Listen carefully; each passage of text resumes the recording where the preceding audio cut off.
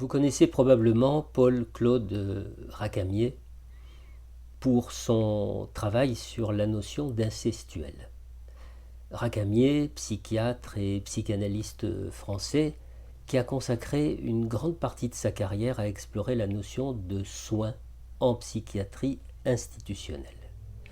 Son œuvre majeure, c'est L'Esprit des soins, un ouvrage qui est demeuré inachevé et publié à titre posthume, un ouvrage qui invite à une plongée dans la façon de concevoir le cadre thérapeutique au sein des institutions de soins et tout particulièrement au sein de la Velotte, l'institution qu'il a fondée et qu'il a dirigée jusqu'à la fin de sa vie. Dire de cet ouvrage qu'il est le fruit d'une longue maturation intellectuelle est une évidence. Tellement longue maturation qu'il a fallu faire avec plus de 400 pages de notes complètement éparses pour parvenir à un ensemble structuré selon le plan initial de Racamier. C'est l'un de ces chapitres consacrés au cadre qui a été publié en 2002 et que les soignants de la Velotte, et d'ailleurs pas seulement eux, continuent d'étudier en groupe afin d'enrichir leur pratique quotidienne. Alors pourquoi le cadre, pourquoi le concept de cadre thérapeutique est-il aussi important ? Pourquoi est-ce qu'il mérite d'être sans cesse repensé et surtout au sein des institutions psychiatriques ? On connaît sa fonction dans la pratique psychanalytique. Le cadre, c'est un ensemble de règles qui s'appliquent aussi bien au patient qu'à l'analyste, un ensemble de règles qui définissent les conditions pratiques et psychologiques dans lesquelles se déroule le processus analytique. Ce sont des règles qui garantissent la stabilité, la sécurité nécessaires au bon déroulement de la cure. La question sur laquelle Racamier s'est interrogé si profondément, cette question elle a trait à la possibilité d'appliquer ces principes à la pratique du soin dans le milieu institutionnel, et même si ce milieu présente évidemment un certain nombre de spécificités.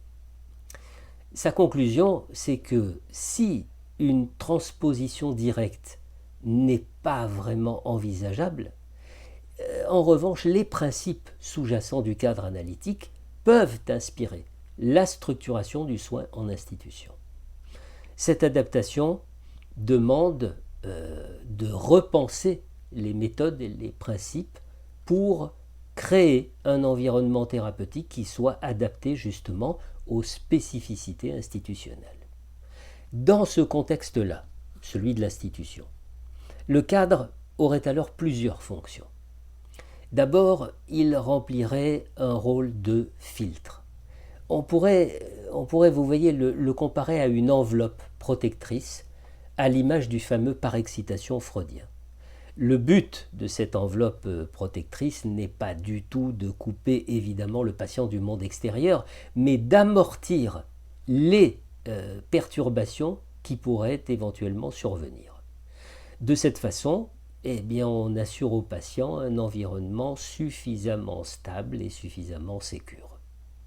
Une deuxième fonction du cadre réside cette fois dans la cohésion de l'équipe soignante. Et l'auteur évoque l'image d'un tissu dont l'intégrité repose sur chaque membre de l'équipe, chaque membre qui doit veiller à la qualité des interactions et à la prévention de toute dissension à l'intérieur du groupe.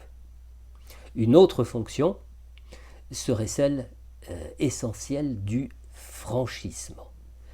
Franchissement en considérant que l'entrée dans l'institution, aussi bien d'ailleurs que la sortie de l'institution, ce sont des seuils essentiels que le patient doit franchir au mieux et auxquels une attention toute particulière doit donc être accordée.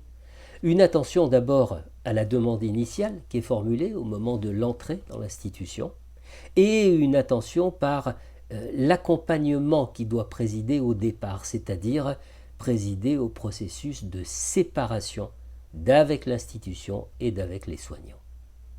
Enfin, Enfin, plutôt que de voir dans le cadre un ensemble de contraintes plus ou moins aliénantes, eh bien, Rakamier nous invite au contraire à le considérer comme un outil vivant, un outil essentiel à la qualité de la relation thérapeutique et finalement garant d'une plus grande humanisation des soins.